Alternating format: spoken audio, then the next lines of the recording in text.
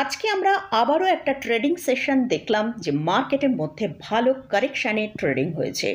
Nifty 120 point নেগেটিভে, Sensex 345 point এবং bank Nifty 257 point নেগেটিভে ক্লোজিং দিয়েছে। এছাড়াও আমরা যদি মিড ক্যাপ এবং স্মল ক্যাপ ইন্ডেক্সের দিকে ফোকাস করি, সেখানেও কিন্তু ভালো কারেকশানেই ক্লোজিং পেয়েছি। মিড ক্যাপ ইন্ডেক্স 179 পয়েন্ট এবং স্মল ক্যাপ ইন্ডেক্স 51 পয়েন্ট নেগেটিভে ক্লোজ দিয়েছে। তো মার্কেটের মধ্যে আজকে কেন আবারও আমরা নেগেটিভ ট্রেডিং সেশন দেখলাম সেটা নিয়ে আলোচনা করব।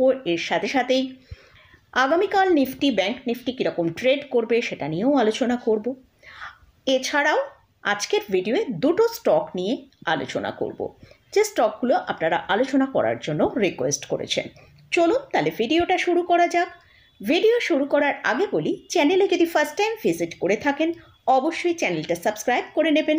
এরকম প্রত্যেক দিন মার্কেট সম্পর্কে আপডেট পাওয়ার জন্য এবং বিভিন্ন স্টক নিয়ে আমি আলোচনা করি, সেই স্টক সম্পর্কে জানার জন্য চ্যানেলটা সাবস্ক্রাইব করে রাখবেন। আর পাশে থাকা বেল আইকনটা প্রেস করে রাখবেন। আমি ভিডিও আপলোড করার সাথে সাথে আপনাদের কাছে ভিডিওটা পৌঁছে যাবে। আর ভিডিওটা যদি ভালো লাগে অবশ্যই লাইক এবং শেয়ার করতে ভুলবেন না। মার্কেটের মধ্যে একটা ভালো কারেকশান দেখতে পেয়েছি। গতকালের ভিডিওতেই আপনাদের সাথে শেয়ার করেছিলাম যে গতকাল রাত্রে ট্রেড ডিল নিয়ে ইন্ডিয়ার জন্য ট্রাম্প স্যার কী ধার্য করেন সেটা যদি আসে তাহলে ঠিক আছে, আর যদি সেই ট্রেড ডিল সম্পর্কে কোনো ডিসিশন না হয় তাহলে কিন্তু মার্কেটের মধ্যে আমরা একটা ভালো কারেকশান দেখতে পেতে পারি।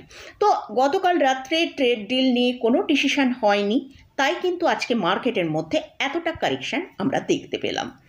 তো আজকে মার্কেট ওপেনিংয়ে ওপেন হচ্ছিল 25,511, সেখান থেকেই আমরা মার্কেটের মধ্যে ভালো কারেকশান দেখতে পাই।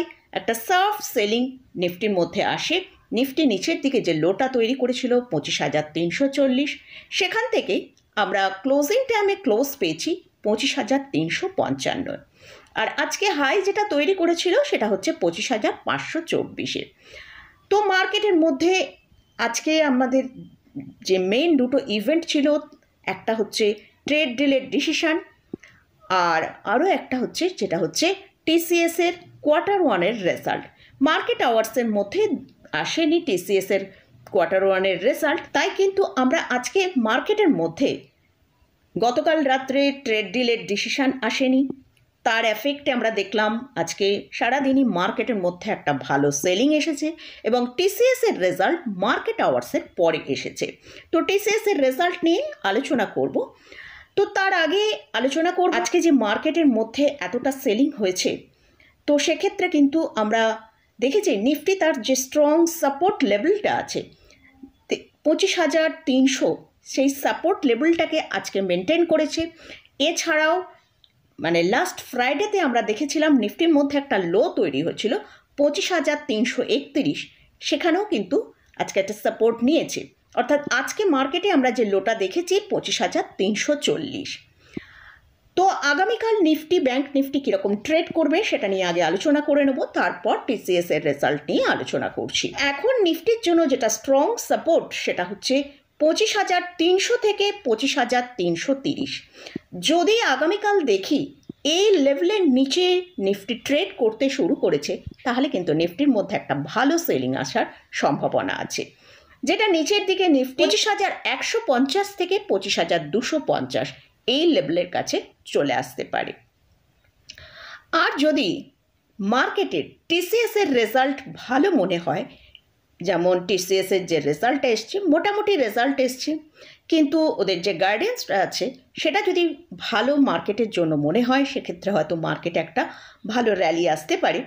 তো যদি কোনো কারণে নিফটি 25,500 ওপর ট্রেড করে সাস্টেন করতে পারে তাহলে কিন্তু নিফটির মধ্যে আমরা ওপরের দিকের যে লেভেলটা 25,600 পর্যন্ত একটা আপসাইড দেখতে পারি।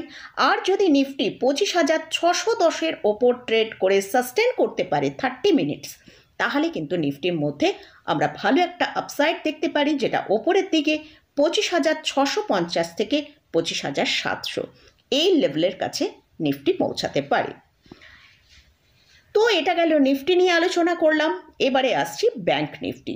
আজকে ব্যাংক নিফটি যে লোটা তৈরি করেছে সেটা হচ্ছে 56,886। তো ব্যাংক নিফটির জন্য যে স্ট্রং সাপোর্ট লেভেলটা সেটা হচ্ছে 56,850। তো ব্যাংক নিফটি আজকেও তার স্ট্রং সাপোর্ট লেভেলটা মেনটেন করেছে।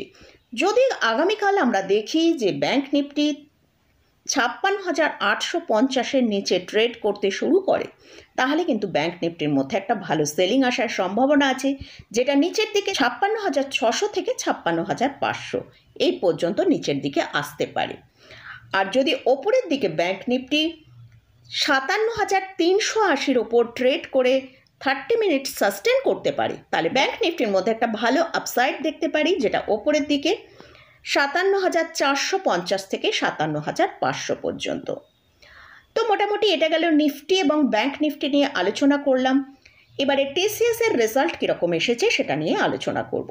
টিসিএস এর Q1-এর রেজাল্ট এসে গেছে। তো সেখানে কোম্পানি যেটা রিপোর্ট করেছে যে নেট প্রফিট 6%-এর মতন ইয়ার অন ইয়ার বেসিসে বেড়ে এসেছে। তো Q1 FY26-এ অর্থাৎ জুন কোয়ার্টারে আমরা যেটা দেখতে পাচ্ছি, নেট প্রফিট এসছে 12,760 করোড়। সেটাই আমরা লাস্ট ইয়ারে অর্থাৎ Q1 FY25-এ জুন কোয়ার্টারে এসেছিল 12,040 করোড়, অর্থাৎ 6% নেট প্রফিটের মধ্যে বৃদ্ধি পেয়েছে। এবার আমরা রেভিনিউ যদি দেখি, রেভিনিউর মধ্যে 1.3% ইয়ার অন ইয়ার বেসিসে বেড়েছে। Q1 FY26-এ যেটা দেখিয়েছে কোম্পানি সেটা হচ্ছে 63,437 করোড়।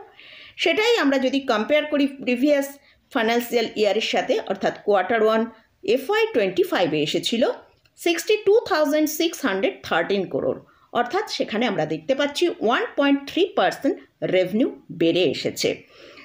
এছাড়াও ইন্টারিম ডিভিডেন্ড শেয়ার হোল্ডারদের জন্য ডিক্লেয়ার করেছে, সেটা হচ্ছে 11 টাকা পার শেয়ার। তো আপনার কাছে যদি টিসিএস এর শেয়ার হোল্ডিংয়ে থাকে, তাহলে প্রত্যেকটা শেয়ারের জন্য 11 টাকা করে আপনি ইন্টারিম ডিভিডেন্ড পাবেন। তো মোটামুটি এটা গেল টিসিএস এর যে Q1-এর রেজাল্ট এসেছে সেটা নিয়ে আলোচনা করলাম। এবারে দুটো স্টক নিয়ে আলোচনা করব। তো সেটা হচ্ছে, ফার্স্ট যে স্টকটা নিয়ে আলোচনা করছি সেটা হচ্ছে সান টিভি। সান টিভির কারেন্ট প্রাইস চলছে 568 টাকা। স্টকটা তার হায়ার লেভেল থেকে 39% নিচে ট্রেড করছে। স্টকের যদি চার্টের দিকে আমরা একবার ফোকাস করি, সেখানে দেখতে পাচ্ছি স্টকটা এখন তার সাপোর্ট লেভেলের কাছেই কিন্তু ট্রেড করছে। সাপোর্ট এরিয়াটা হচ্ছে 570 থেকে 540। যদি এই রেঞ্জকে ব্রেক করে নিচে আসে, তাহলে কিন্তু স্টকটা নিচের দিকে 450 টাকা পর্যন্ত নিচের দিকে আসতে পারে। যদি স্টকটা সাপোর্ট লেভেলকে মেনটেন করতে পারে, তাহলে স্টকটা ওপরের দিকে 600 থেকে 650 টাকা পর্যন্ত মুভ করতে পারে। তবে স্টকটা কিন্তু এখন একটা ডাউন ট্রেন্ডের মধ্যেই ট্রেড করছে। এটা হলো ভারতের মধ্যে একটা লার্জেস্ট টেলিভিশন ব্রডকাস্টিং কোম্পানি। এদের মার্কেট ক্যাপিটালাইজেশন 22,354 করোড়, আরওই হচ্ছে 15.7%, আরওসি হচ্ছে 20.4%। এই কোম্পানি হাই ডিভিডেন্ড পে করে। এটা একটা অলমোস্ট ডেট ফ্রি কোম্পানি। এদের মার্চ 2025-এর রেজাল্ট উইক আসার জন্যই কিন্তু স্টকের মধ্যে আমরা একটা সেলিং দেখতে পাচ্ছি। আর নেট প্রফিট ইয়ার অন ইয়ার বেসিসে আমরা যদি দেখি, সেটা 10%-এর মতন ডাউন এসছিল লাস্ট যে কোয়ার্টারটা মার্চ 25-এ। তো কোম্পানির ফান্ডামেন্টাল কিন্তু ঠিকঠাকই আছে। যদি হোল্ডিংয়ে থাকে তাহলে অবশ্যই হোল্ড করা যেতে পারে। নেক্সট যে স্টকটা নিয়ে আলোচনা করছি সেটা হচ্ছে বিএসসি, বম্বে স্টক এক্সচেঞ্জ। তো স্টকের কারেন্ট প্রাইস চলছে 2,470 টাকা। এই স্টকটা লাস্ট এক মাসে 15% ডাউন হয়েছে, এবং যদি তার রেকর্ড হাই থেকে দেখি 3,330 টাকা সর্বোচ্চ হাই রয়েছে, সেখান থেকে স্টকটা এখন 21% নিচে ট্রেড করছে। আমরা রিসেন্ট দেখেছি সেবি ব্যান্ড করেছে ইউএস ট্রেডিং ফার্ম জেন স্ট্রিটকে, কারণ তাদের ওপর একটা অ্যালিগেশন আছে যে তারা ম্যানিপুলেশন করছে ডেরিভেটিভ ট্রেডিং সেশনে। তো তারই জন্য তারপরেই আমরা দেখতে পেলাম বিএসসি স্টকের ওপর কিন্তু লাস্ট 3টে ট্রেডিং সেশনে প্রায় 15%-এর মতন ডাউন হয়েছে। তো আমার ভিউয়ার্স বলেছেন তারা 686-তে বাই করা আছে, খুব ভালো প্রফিটে আছেন। যদি স্টকটা অ্যাড করতে চান তাহলে 2300 থেকে 2350 এই লেভেলে অল্প পরিমাণে অ্যাড করতে পারেন। তিনি অ্যাড করবেন কিনা জিজ্ঞাসা করেছেন, যদি করতে চান তাহলে এই লেভেলের কাছে যদি আসে তাহলে অ্যাড করা যেতে পারে। তবে এর জন্য অবশ্যই যে সাপোর্ট লেভেলটা আছে, স্ট্রং সাপোর্ট লেভেল আছে 2240, এটা মেনটেন করতে পারছে কিনা সেটা ওয়াচে রাখতে হবে। আর যে পজিশনটা হোল্ডিংয়ে রয়েছে সেটায় যেহেতু আপনার ভালো প্রফিট রয়েছে, তাই প্রফিটকে প্রোটেক্ট করার জন্য অবশ্যই আপনার ক্যাপাসিটি অনুযায়ী একটা স্টপ লস মেনটেন করবেন। সেই স্টপ লসের নিচে গেলে অবশ্যই প্রফিট বুক করে নেবেন। বিএসসি ফান্ডামেন্টালি খুবই স্ট্রং কোম্পানি। এদের 1 লাখ করোড়েরও ওপর এদের মার্কেট ক্যাপিটালাইজেশন।